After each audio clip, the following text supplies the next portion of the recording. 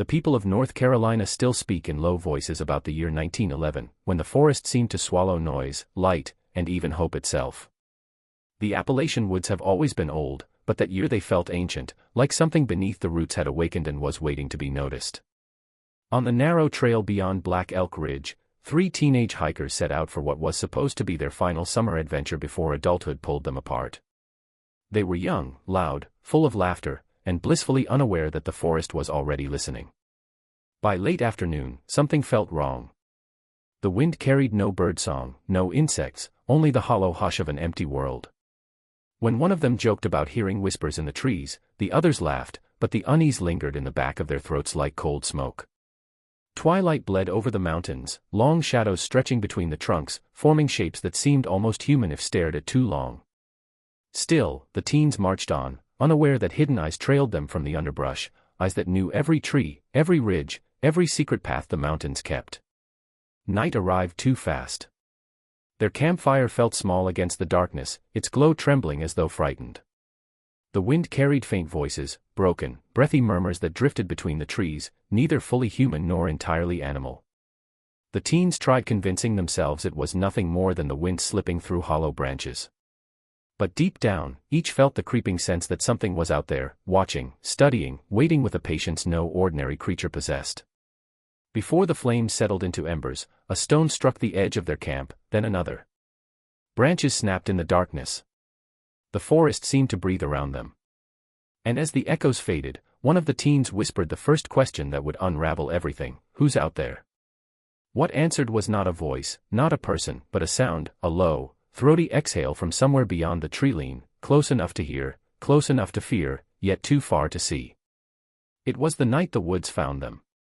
And it was the night the Farrell family realized their hunt had begun. The teens stepping into the North Carolina woods with a confidence that slowly erodes as the forest starts behaving in ways they cannot explain. At first, the trail feels wide and familiar, warmed by late summer light, with the distant calls of birds echoing between the tall pines. The hikers laugh, tease each other, and talk loudly, believing this trip will be nothing more than a memorable weekend escape before the demands of life pull them in different directions. They do not notice the quiet creeping in behind them, replacing birdsong with an eerie stillness that feels too complete to be natural. As they walk deeper, their surroundings begin to absorb sound rather than carry it, and the crunch of their boots against the forest floor becomes sharper, louder, almost amplified by the silence. It's during one of these stretches of uneasy quiet that they first hear something unexpected, another set of footsteps following their rhythm. At first, they assume it's the echo of their own movement bouncing strangely off the ridges, but after several minutes, the pattern becomes unmistakable. Each time they stop, the footsteps stop too, not a beat later, not a moment too soon, but precisely at the same instant. They exchange uncertain glances, trying to shrug off the sensation building inside them. The youngest hiker jokes nervously about ghosts trailing them, but no one laughs. Instead, they resume walking, each suddenly aware of their pulse thudding in their ears. The footsteps return immediately, soft but distinct, trailing them with a patience that feels deliberate. The forest seems to narrow around them, tree trunks crowding closer, shadows stretching longer, making it harder to spot anything watching from the underbrush. One hiker suggests calling out, hoping it might be another traveler or a hunter heading home, but when they shout a greeting, nothing answers, not even the ordinary echo one might expect in the mountains. Minutes stretch into an hour, and the invisible presence behind them becomes a constant weight pressing at their backs. The teens try speeding up, but the unseen follower keeps pace without effort, never stumbling, never altering rhythm. Sweat beads on their palms despite the cool mountain air. They check behind them repeatedly, each time finding only trees crowding the path, their branches swaying gently as if stirred by something unseen. The longer it continues, the clearer it becomes that whatever follows them isn't merely passing through the woods. It is tracking them intentionally, silently, and with a focus that no ordinary person or animal would possess, as though the forest itself has decided to send something after them, whispering the first warning that they have stepped into a place where they were never meant to walk. The hikers begin noticing strange voices drifting across the ridges, whispers that seem to rise and fall with the shifting mountain wind yet carry an unsettling human quality. As evening settles over the trail, the teens reach a narrow overlook where the land dips into a maze of steep valleys and shadowed hollows. They sit to rest, believing the high vantage point will bring them comfort, but instead, the silence feels heavier here, as if the mountains are holding back a secret. The air grows cooler, and the light fades faster than expected, turning the ridges into layered silhouettes stacked against a murky sky. Just as they begin packing up to continue, a faint murmur rises from the trees below, soft, melodic, almost like someone speaking far away. At first, they think it must be another group of campers somewhere along the lower trail, but the tone of the voice carries a strange, fractured rhythm, as though the words are being spoken by someone who has never heard proper speech before. The murmuring drifts in and out, carried by the wind in broken fragments. Sometimes it sounds like laughter, thin, breathy, and wrong, and other times it resembles someone humming a lullaby with no tune. The sound unsettles one of the hikers enough that he steps toward the ridge, calling out to see if someone needs help. His voice echoes into the valley, but the whispers instantly fall silent, swallowed by the forest. A long moment passes before the murmurs return, closer this time, louder, and layered with additional voices, as though more than one person is speaking in the same eerie dialect. The teens stare into the gathering darkness, trying to pinpoint the source, but the sound seems to move, drifting from ridge to ridge in a way that defies distance. Unease spreads through the group as they realize these whispers aren't random. They feel directed, deliberate, almost curious. One hiker insists it must be mountain wind slipping between narrow gaps in the rocks, creating an illusion of speech, but the explanation falls flat when the voices suddenly mimic the exact cadence of their laughter from earlier on the trail, repeating it in a distorted echo that makes their skin crawl. The forest around them feels alive, listening, learning, practic. When the teens, rattled by the whispers and shadows stalking them, stumble across a structure that should not exist this deep in the Appalachian wilderness. As the sun dips lower and the woods darken into a dull, bruised blue, they search desperately for a place to rest and gather themselves. The forest feels tighter now, branches clawing at their sleeves, the air thick with an unspoken warning. Just as they consider turning back, one of the hikers spots the corner of a roof jutting through the trees, slanted and nearly swallowed by decades of decay. Drawn by a mix of relief and suspicion, they push through the undergrowth and emerge into a small clearing dominated by a collapsing hunter's cabin, so old and weather-beaten it looks as if it grew from the forest itself. The cabin seems abandoned at first glance, leaning to one side with its door hanging crookedly from rusted hinges. Moss blankets its roof, and shattered glass lies scattered like forgotten ice. Yet something about the place feels wrong, as though it wasn't abandoned voluntarily but rather frozen at the exact moment something terrible forced it to silence. One hiker calls out, but their voice sounds muted here, as if the air refuses to carry it past the tree line. The group hesitates, exchanging uncertain looks before stepping inside. The interior smells of damp rot and old earth, the air stale and heavy. Dust hangs in thin shafts of light cutting through holes in the roof, illuminating the chaos within. Bones litter the floor in tangled piles, small and large, fresh and yellowed, some gnawed, some cracked open, and some unmistakably human. Jawbones with teeth still intact. A fragment of a skull. A femur scored with deep bite marks. The teens freeze, their breath catching as the reality of what lies before them settles in. This was not a campsite, not a shelter, but a feeding place. The walls of the cabin tell a story just as disturbing. Scratches gouge the wood in frantic, overlapping lines, some shallow and others deep enough to splinter the boards. The marks climb toward the ceiling, desperate and chaotic, like someone, or several people, had clawed their way along the walls, either trying to escape or trying to get in. A rusted pen rests in a corner, filled with dark stains hardened into a crust. Beneath it lies a pile of shredded clothing, a scarf, a sleeve, the torn remnants of a shoe. The hikers realize with dawning horror that the whispers they heard earlier may not have come from some distant, unseen presence.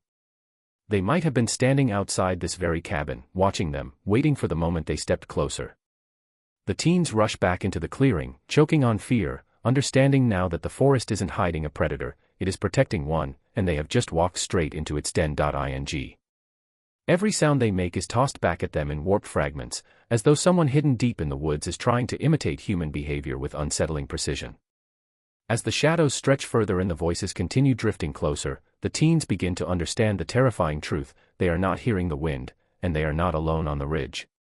Whatever lurks below is intelligent enough to mimic, patient enough to observe, and close enough to hear every word they speak, its whispers climbing the mountainside like fingers reaching through the dark. The first night the teens attempt to camp, a night that begins with nervous whispers and ends with the unmistakable feeling that something has marked them as prey. After fleeing the abandoned cabin and deciding they're too exhausted to continue navigating the darkening woods, the hikers settle in a small patch of clearing where the tree's thin enough to allow a sliver of moonlight through. Their hands shake as they set up their campsite, the fire crackling weakly as if even the flames are reluctant to grow in this part of the forest. None of them want to admit how frightened they are, but their silence says enough. The woods around them feel unnaturally still, as though every living thing has fled, leaving only the hikers and whatever else prowls unseen. As night deepens, the temperature drops sharply, carrying a biting chill that settles into their bones. The fire provides some comfort, but its warmth does little to ease their nerves. Each tilt of a branch, each rustle of leaves grabs their attention. They try to convince themselves they're imagining things, that exhaustion is twisting their senses, but the illusion of safety shatters when a stone suddenly rolls into the edge of their campfire and hisses against the flames. Startled, they spring up, shining their lanterns into the darkness. Nothing moves. The trees stand motionless, silent, watching. Just as their breathing returns to normal, another stone arcs from the shadows, landing closer this time, almost deliberate. Panic begins creeping through the group as they press back to back, turning in circles, trying to detect movement beyond the fire's glow. Then come the sounds. Slow, deliberate footsteps circling the camp, heavy enough to break twigs but light enough to stay just out of sight. No animal moves with such calculated precision. The footsteps stop abruptly, replaced by a cry that splits the night, high, sharp, and disturbingly human, yet twisted by a raw feral tone that makes their skin crawl. It echoes between the trees, bouncing back at them in warped fragments.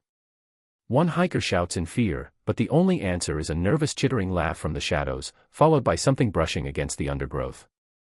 Sleep becomes impossible, so the group huddles around the dimming fire, waiting for dawn. But the forest doesn't give them the mercy of peace.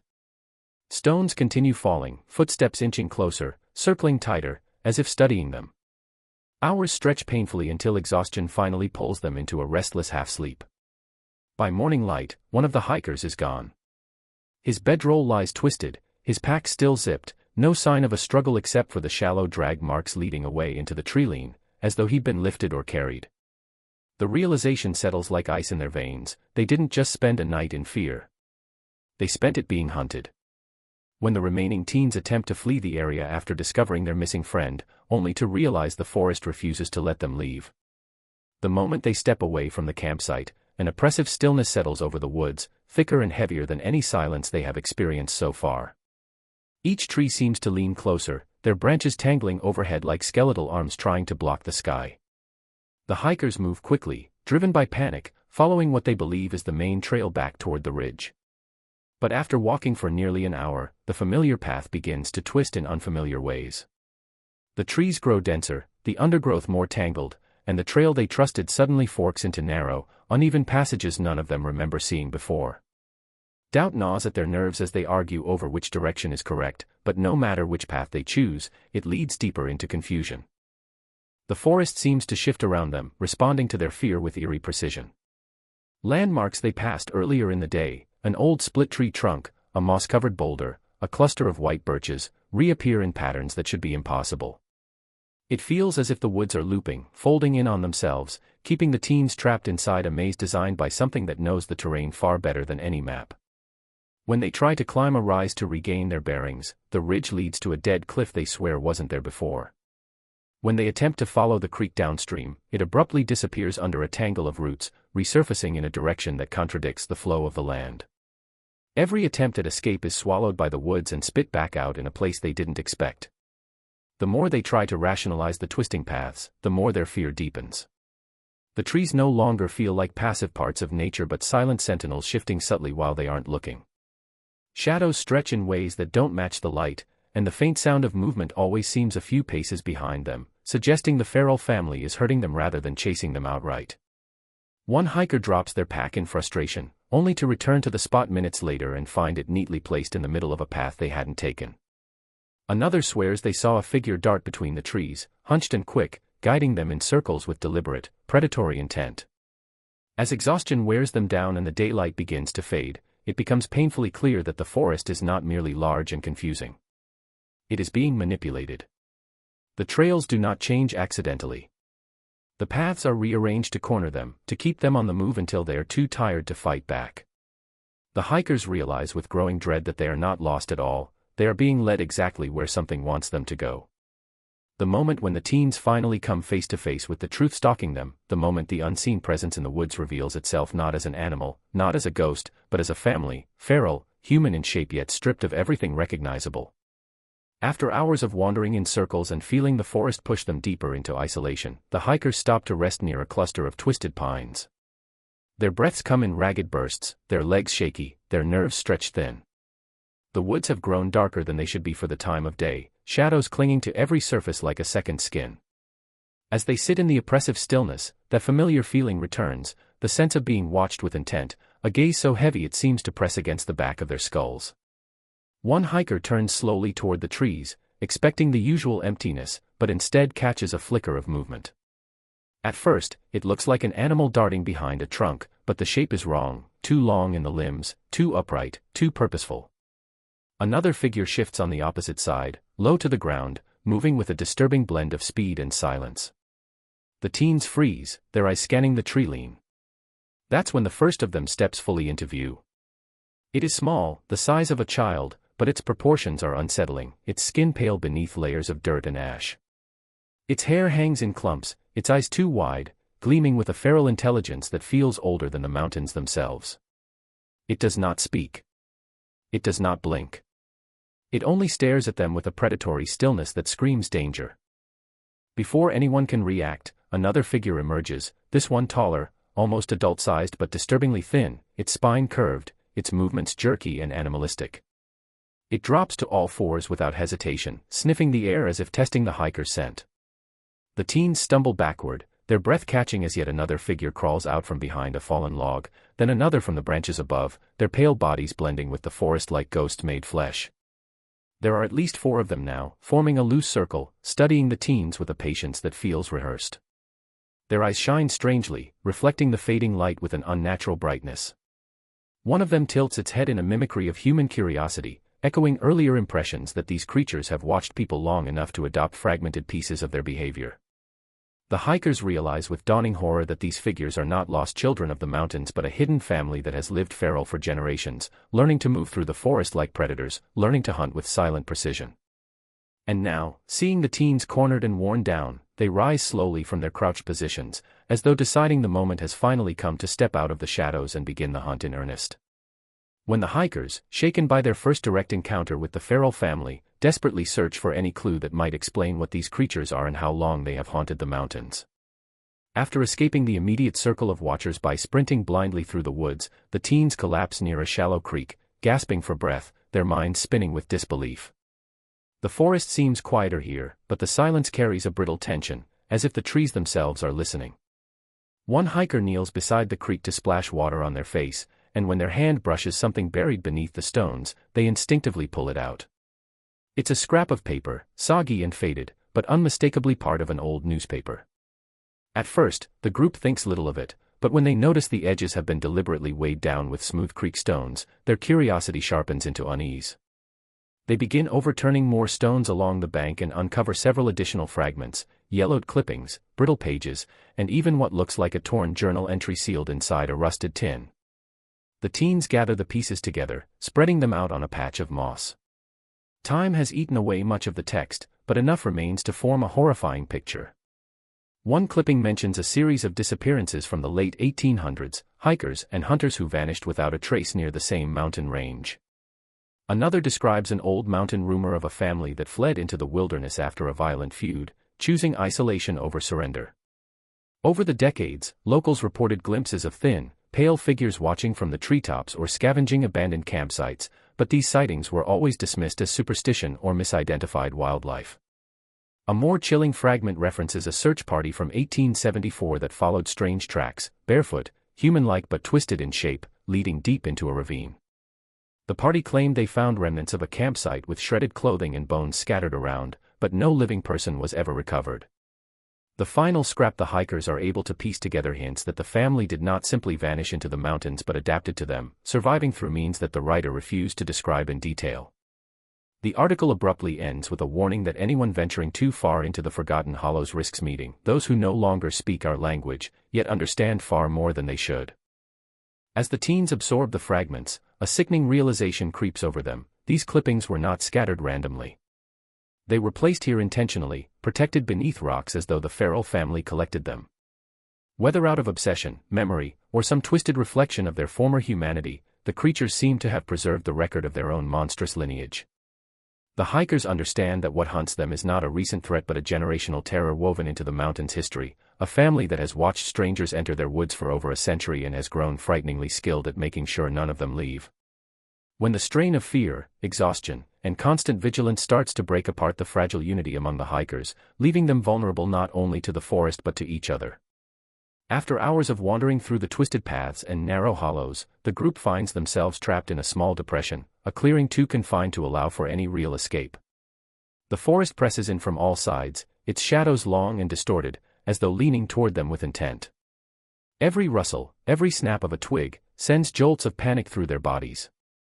Tension mounts, and whispers of blame and fear pass between them as nerves fray. One hiker accuses another of leading them in circles, while another insists they should have stuck together instead of panicking.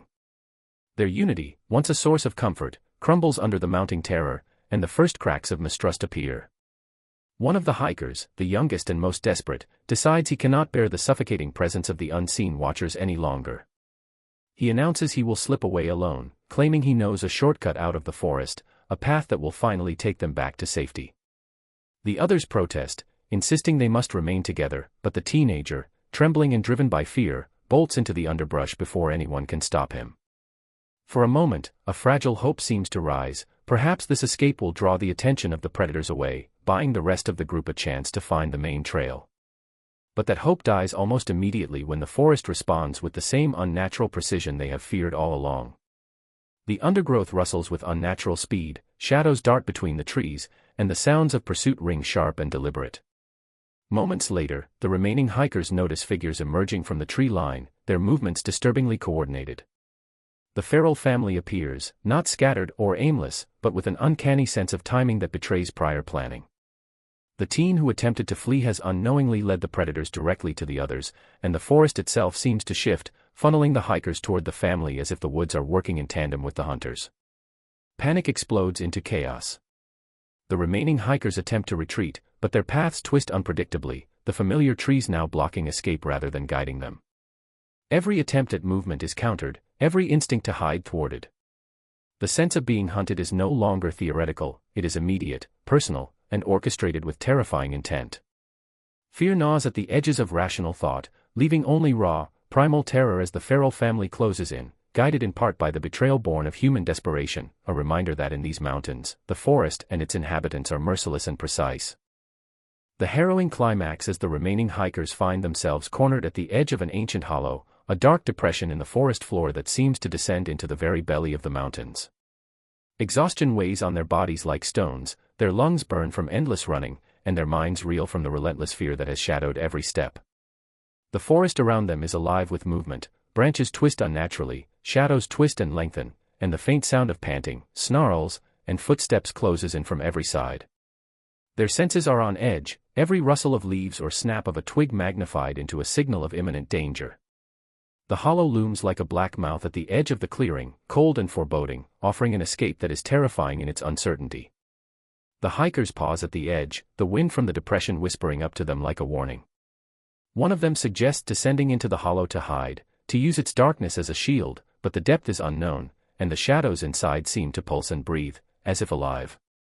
Another hiker insists they must stand their ground, to face the approaching figures with whatever courage they can muster, but fear fractures their resolve. The feral family is already visible at the tree line, their pale forms crouched and coiled like predators ready to spring, eyes glinting in the dying light. The tension is unbearable. The air seems thick, pressing down, carrying the smells of earth, decay, and something darker, an almost metallic tang that hints at what the family has consumed over generations. As seconds stretch into eternity, the first figure steps forward from the tree line, moving with a grotesque grace, its long limbs bending in ways human bodies should not. Another emerges from behind a tree, low to the ground, advancing silently but deliberately. The hikers exchange desperate glances, realizing they have no advantage, no safe path, no place to run. The forest itself seems to shift subtly, funneling them closer to the hollow as though the land conspires against them. Panic escalates to raw terror, minds racing with the thought that any misstep could be fatal. One of the teens inches toward the hollow, hoping to disappear into its darkness, but the instinct to survive is outweighed by the overwhelming fear of the unknown lurking within it. The feral family moves closer, encircling them, their coordination precise and terrifying. Shadows flit along the edges of the clearing, and every snap of a branch, every crack of underbrush, confirms the hunter's calculated patience. The hikers can feel the inevitability of confrontation pressing down on them. The hollow is no longer just an option, it represents the final gamble between disappearing into the suffocating black below or standing against a family that has perfected the art of stalking and killing in these mountains for generations. Every instinct screams to flee, but the ground beneath them feels treacherous, and the unseen currents of the forest push them relentlessly toward the edge. In that instant, the full weight of their situation is undeniable, and the night prepares to claim them as it has claimed so many others before, leaving only fear and uncertainty in its wake.